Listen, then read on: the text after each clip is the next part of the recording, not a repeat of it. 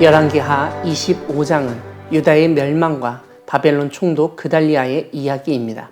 오늘 본문 앞부분은 시드기야 때 바벨론에 멸망당한 사건을 자세히 묘사합니다.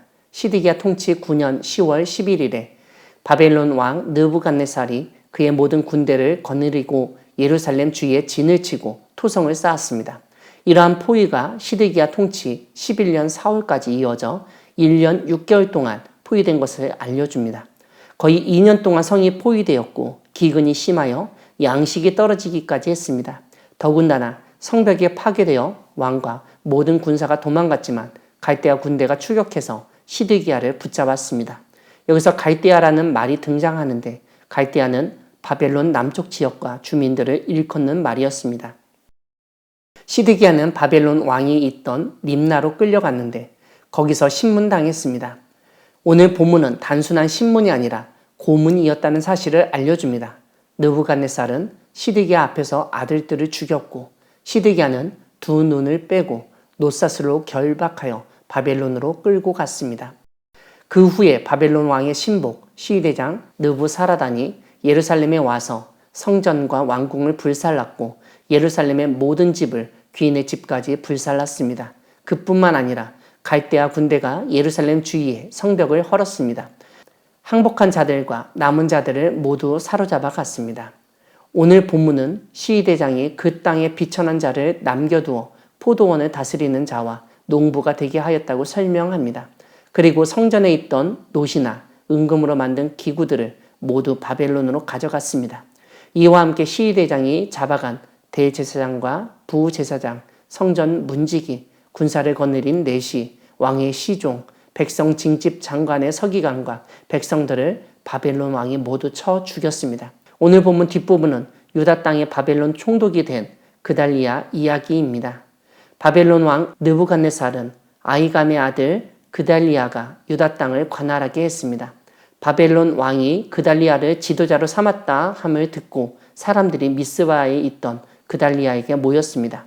그때 그달리아는 갈대아인을 섬기기를 두려워하지 말고 이 땅에 살며 바벨론 왕을 섬기라. 그리하면 너희가 평안하리라 라고 말했습니다. 하지만 그런 그달리아를 왕족 이스마엘이 부하 10명을 거느리고 와서 죽이고 그와 함께 미스바에 있던 유다 사람과 갈대아 사람을 죽였습니다. 바벨론이 보복할 것을 두려워한 백성과 군대 장관들은 애굽으로 피신했습니다.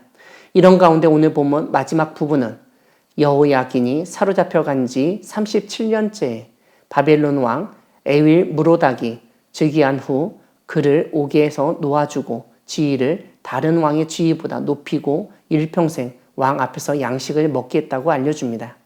사랑하는 광야교회 성도 여러분, 하나님은 아무리 이스라엘 민족을 선택하셨어도 하나님을 버린 유다와 예루살렘을 심판하시는 분이십니다. 오늘 본문은 남유다 왕국의 멸망을 알려줍니다. 시드기야는 바벨론 왕의 포위 공격 속에서 18개월을 버텼습니다. 오랜 기간 동안 버텼지만 문제는 양식이 떨어진 것입니다. 거기다가 성벽까지 무너져 더 이상 방어할 수 없다고 생각한 시드기야와 군사들은 몰래 도망쳤습니다. 하지만 갈대아 군사들에게 추격당하고 시드기야는 잡혀 바벨론 왕에게 끌려갔습니다. 바벨론 왕은 자신을 배반한 시드기야의 아들들을 먼저 그가 보는 앞에서 죽이고 그 눈을 뽑아버렸습니다. 그리고 바벨론으로 사로잡아 갔습니다. 이렇게 왕이 포로로 잡혀간 후 유다 땅은 바벨론 점령지가 되었고 바벨론 왕은 그 당시 민심을 얻고 있던 아히감의 아들 그달리아를 총독으로 세웠습니다. 이 소식을 들은 흩어져 있던 유다의 군대 장관들과 군사들이 그달리아가 있던 미스바로 모여들었습니다. 하지만 왕족 이스마엘이 그달리아를 죽였는데 그달리아가 바벨론 왕을 섬기면 평안할 것이라고 말한 것에서 알 수 있듯 그를 바벨론의 앞잡이라고 여기고 죽였을 수도 있습니다. 하지만 이스마엘은 유다 왕족이었기 때문에 왕족도 아닌 신하였던 가문의 사람이 유다를 다스리는 것을 참을 수 없었기 때문이라고 이해할 수도 있습니다. 어찌됐든 남유다는 망했습니다. 하나님이 선택한 이스라엘 민족이 망한 것을 명심해야 합니다. 북이스라엘은 아수르에게 멸망당했고 그보다 140년 정도 더 버텼던 남유다도 결국 바벨론에 의해 멸망당했습니다. 이것은 당시 강대국을 배반하면 나라가 망한다는 사실을 전해준다기보다는 선민이라고 하더라도 하나님을 배반하면 망하게 된다는 사실을 보여주는 예입니다. 유다의 멸망이 하나님의 심판이었기 때문에 하나님은 바벨론 왕이 시드기야의 아들들을 죽이고 시드기야의 두 눈을 뽑는 고문과 수많은 포로들을 죽이는 학살 가운데서도 침묵하셨습니다. 배신당한 바벨론 왕의 행동을 통해서 하나님을 배반한 죄의 대가와 심판이 얼마나 심각한 범죄이고 그에 대한 심판이 참혹한지를 일깨우신 것입니다. 세상 사람들은 배반하는 사람을 용서하지 않고 복수하곤 합니다. 그런데 우리 주변을 보면 하나님을 배반하는 것을 아무렇지도 않게 생각하는 사람들이 있습니다.